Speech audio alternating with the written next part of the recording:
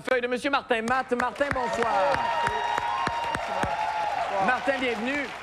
Alors, des émotions, évidemment, de cette émergence d'émotions que nous, enfin, qu'analyse Feuille de Popcorn dans toutes ces ditriabes. Nous allons passer maintenant à, bien évidemment, la chronique finance de la semaine. Absolument. En ce qui concerne cette semaine, j'imagine que, bon, vous allez nous parler probablement de Nortel ou enfin des grands... Non, Nortel, tu parles de l'entreprise? Oui. Oui, c'est ça. J'imagine que vous vous êtes débarrassé de la plupart des actions parce que quand ça a été scindé avec... Absolument. oui, c'est ça, hein, Absolument. j'imagine. C'était très, très important, ça, de faire ça. D'accord. Bon, une fois ça réglé, Nortel... C'est certain que oui, parce que Nortel, bon, les gens le savent qu'ils ont affiché des profits qui étaient plus hauts, puis finalement, c'était pas ça. Les dirigeants ont vendu... Non, mais c'est ça, parce qu'ils avaient comme visionné que peut-être plus tard, il allait avoir des profits qui étaient peut-être sûrement gonflés. Les dirigeants, eux, les ont vendus. Moi, à quelque part, je trouve ça pas correct. Mais évidemment, il y a aussi les rapports d'impôts qui s'en viennent. Oui, c'est le temps de faire le rapport d'impôts et c'est pas évident. Et savez-vous qu'il y a des centaines de milliers de Québécois qui vont se faire vérifier leur rapport d'impôts et il y a à peu près 10 000 Québécois... Ça fait mal. Non, mais c'est quelque chose. Il y a 10 000 Québécois qui vont recevoir la visite d'un percepteur d'impôts, qui vont aller vérifier sur place. Ça, c'est en moyenne par année. Oui, une fois que le rapport est envoyé. Une fois que le rapport est envoyé, puis quand si tu as quelque chose à te reprocher, un coup que le percepteur est chez toi, tu fais quoi? Il y a différents trucs. Moi, ce que je donne, le truc le plus connu, c'est le truc de l'innocence. Que les conseillers financiers le connaissent bien, les gens le connaissent moins bien. C'est quand tu le reçois, tu fais comme si de rien n'était. D'accord. Tu es content de le recevoir, tu l'installes à la table de cuisine et tu prépares le souper. Avec les enfants. Oui, avec ou sans les enfants. Tu prépares le souper, tu l'assois à la table, tu as du plaisir. Oui. Tu coupes des légumes, par exemple, du brocoli. Tu coupes ça. Non, mais c'est comme ça. Et tu jases avec lui, tu te promènes. Et à un moment donné, rendu en arrière de lui, tu fais comme si tu perdais pied et tu lui enfonces le couteau dans le dos, mais profond.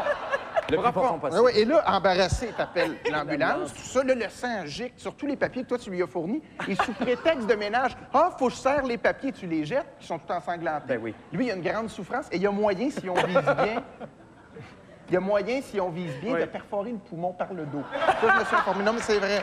Je me suis informé à des médecins, autant aux États-Unis qu'en Europe, c'est vrai. Et là, la convalescence devient très longue parce que la souffrance est très grande pour le percepteur. Ben oui. Et de mois en mois, lui, il oublie ton rapport d'impôt. Ben oui, là, c'est la moindre le premier de ses conseil. précautions. C'est excellent. Le deuxième, pour faire payer beaucoup moins d'impôts, c'est de déclarer un salaire de misère. De déclarer un salaire, par exemple, de 1 000 ou 2 000 $ par année. OK. Sauf qu'il faut que le métier... si tu dis, je suis médecin, je gagne 1 000 $, ça a l'air fou. Ça marche. Et les poètes, c'est reconnu au niveau de la fiscalité. Et les poètes font à peu près pas d'argent. Quand ils voient des salaires en bas de 2 000, les gars au gouvernement ou les filles se disent, bon, c'est un poète. Sauf qu'il ne s'agit pas juste de le dire. Il s'agit de griffonner un poète de son cru sur sa déclaration d'impôt, pour qu'il croit que tu es vraiment poète. Donc, moi, je me déclare comme poète. Le rapport d'impôt que je vais envoyer au mois d'avril, j'ai un poème ici que j'ai écrit. Oui, que vous allez que vous indiquez dans les cases blanches. Non, tu mets ça en marge, à la gauche, pas trop dans le haut, là, on le met toujours au tiers, mais ça, c'est pas grave. Alors, mon poème, moi, c'est le chat. Le chant? Le chat. Le chat. Le chat. On écoute. Alors... Chaton est à babale de l'Hélène, de dit dedon, d'ondaine. Roule, roule ta boule, dors vite, le ciel s'écroule. Marron, il fait des ronds. Marrant, Marie, moribond. Cours vite, vite à l'ombre, l'hélicoptère jette ses bombes. Frippe, frippe, fripon, mab, mab, ma boule. Balle, balle, il est criblé de balles.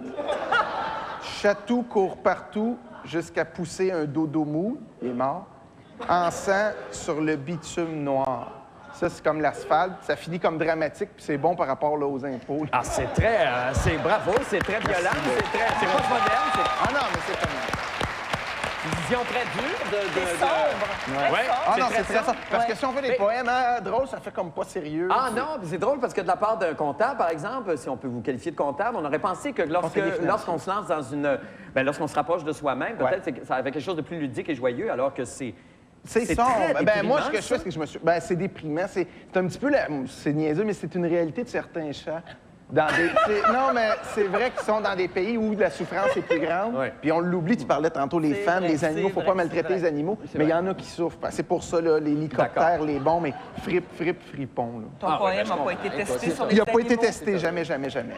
Ah, ouais. Est-ce que, dis-moi, Martin, oui, je te laisse continuer. Je pensais que tu allais Oui, avec ton non, ben conseil oui, je peux y aller avec le conseil. Non. Non, vas-y, j'ai juste une autre petite chose qu'on peut déduire, parce que, bon, on met notre salaire, on paye de l'impôt là-dessus. Oui. On peut déduire des choses que les gens ne pensent pas déduire, c'est les pertes que l'on a dans l'année. Comme par exemple, si, bon, on a un ami qu'on aime beaucoup, quelqu'un Oui. qui nous est très cher, un ami d'enfance, qui décède dans l'année, c'est très bon. C'est malheureux, Ah oui. mais c'est bon financièrement. Parce qu'on dit souvent que, bon, un ami, ça n'a pas de prix.